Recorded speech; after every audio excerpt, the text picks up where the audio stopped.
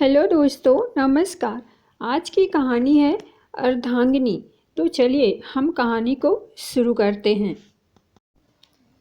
बारात के प्रस्थान की सब तैयारियां लगभग पूरी हो चुकी है। रुचि जी बड़ी बहू को आवाज़ लगा रही हैं, बहू तुम्हारा श्रृंगार पूरा हो गया हो तो फटाफट गाड़ी में बैठो, देरी हो रही है। माँ जी बस 2 मिनट, सिर्फ टीका लगाना बाकी है, अभी आई, काजल ने कहा। तुम्हें कुछ ज़्यादा ही छूट दे दी मैंने काजल बहू, कोई भी काम समय से नहीं करती, एक नंबर की आलसी हो तुम।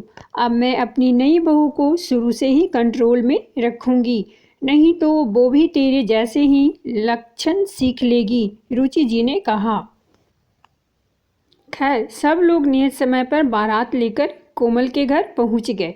सभी मांगलिक कार्यक्रम अच्छे से संपन्न हो चुके थे और विदाई की बेला आई और कोमल रुचि जी की बहू बनकर आ गई।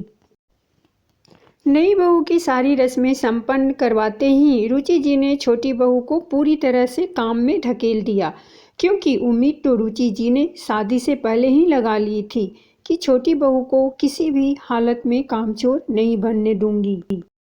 कोमल बहू सुबह से शाम तक घर के काम करती, कोई भी उसकी मदद नहीं करवाता था। जेठानी को अपने बच्चों से ही फुर्सत नहीं थी। रुचि जी 1 मिनट भी कोमल को खाली नहीं रहने देती। जब भी कोमल अपने कमरे की ओर जाने लगती, रुचि जी बोल उठती, छोटी बहू कहाँ जा रही हो, इधर आओ और कपड़े प्रेस करो।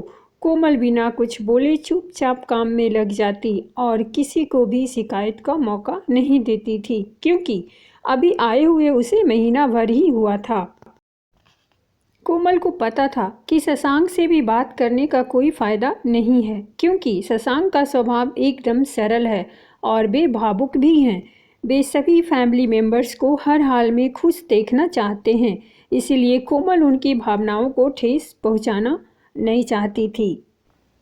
एक दिन कोमल ने देखा, शशांक के ऑफिस से आते ही जेठानी जी ने शशांक को आवाज़ लगाई और कहने लगी, शशांक किचन से चाय लाना जरा, मैं जरा बच्चों को पढ़ा रही हूँ। और भी छोटे छोटे काम जैसे छुट्टी वाले दिन बच्चों को नहलाना, उनका होमवर्क करवाना भी शशांक ही करते। उनके सीधेपन का खूब फायदा उठाती थी जेठानी जी और नहीं घर के काम काज में मदद करती। सासू माँ भी जेठानी जी को कुछ नहीं कहती थी, खाली नाम का ही कामचोर बुलाती थी। जेठ जी कहीं बाहर जॉब करते थे, महीने भर में ही घर आते थे, लेकिन सासू माँ किसी भी रिश्तेदारी में जाना हो या घर के कोई भी महत्वपूर्ण कार्य निपटाने हों तब शशांक से ही कहती, और बेशक जेठ जी घर में हो और जेठानी आलसी का तगमा लगावाकर पूरे दिन आराम फरमाती।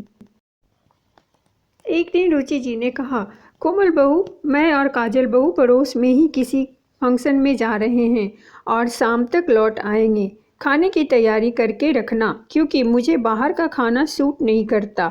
आप चिंता मत करो माँ जी, मैं सब तैयारी कर लूँगी, आप निश्चिंत होकर जाएं, कोमल ने कहा। रोज की तरह शशांक शाम को ऑफिस से आ गए। कोमल ने फटाफट चाय बनाई और शशांक को दी और फिर से माँ जी के बताए अनुसार किचन में खाने की तैयारी करने लगी। शशांक जी हाथ मुँह धोकर आए और कोमल से कहने लगे, कोमल मैं देख रहा हूँ तुम पूरा दिन घर के काम काज में ही लगी रहती हो, चलो मैं तुम्हारी थोड़ी मदद करवा देता हूँ। और कोमल के मना करने के बावजूद भी शशांक जी सब्जी कट करने लगे।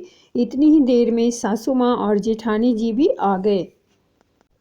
सासू माँ ने शशांक जी को किचन में कोमल की हेल्प करवाते देखा तो उनका खून खौल उठा और चिल्लाकर कहने लगी, बहू आखिर तुमने मेरे भोले वाले बेटे को अपना गुलाम बना ही लिया, जो उससे किचन के काम करवा रही हो, चुल्लू भर पानी में डूब मरो। क्या तुम्हारे पीहर में भी मर्द रसोई घर में काम करते हैं?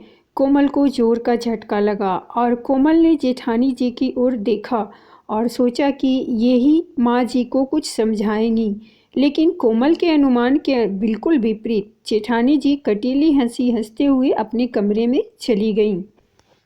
आज कोमल के सब्र का बांध टूट चुका था और कोमल कहने लगी, हाँ माँ जी, है मेरा पति जोरू का गुलाम। जब शशांक जी जेठानी जी के छोटे छोटे कामों में भी उनकी मदद करते हैं तब वे गुलाम क्यों नहीं बनते।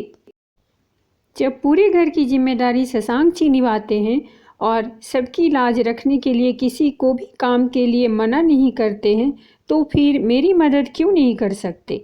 आखिर मैं उनकी अर्धांगिनी हूँ। शशांक जी, आप सबकी मदद करें तो संस्कारी, और मेरी जरा सी मदद कर दी तो आपने जोरू का गुलाम कह दिया।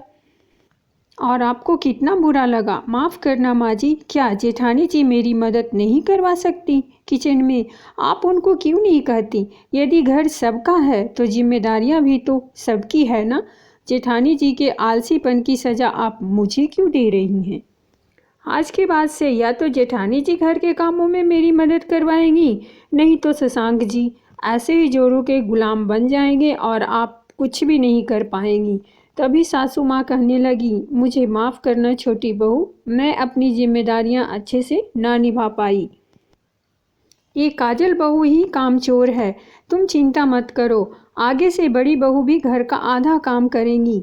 शशांक जी मन मन मुस्कुरा रहे थे और धीरे से कोमल के कान के पास जाकर कहने लगे, परंतु मैं तो अपनी जोरू का गुलाम बनकर ही रहना चाहता हूँ, क्या आपकी इजाज़त मिलेगी?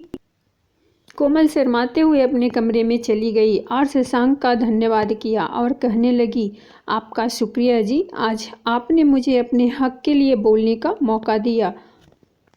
धन्यवाद दोस्तों, ये थी हमारी आज की कहानी। और आपको अगर ये कहानी अच्छी लगी हो तो प्लीज़ हमारे चैनल को सब्सक्राइब कीजिए, वीडियो को लाइक और शेयर ज़रूर कीजिए। तो मिलते हैं हम अगली वीडियो में।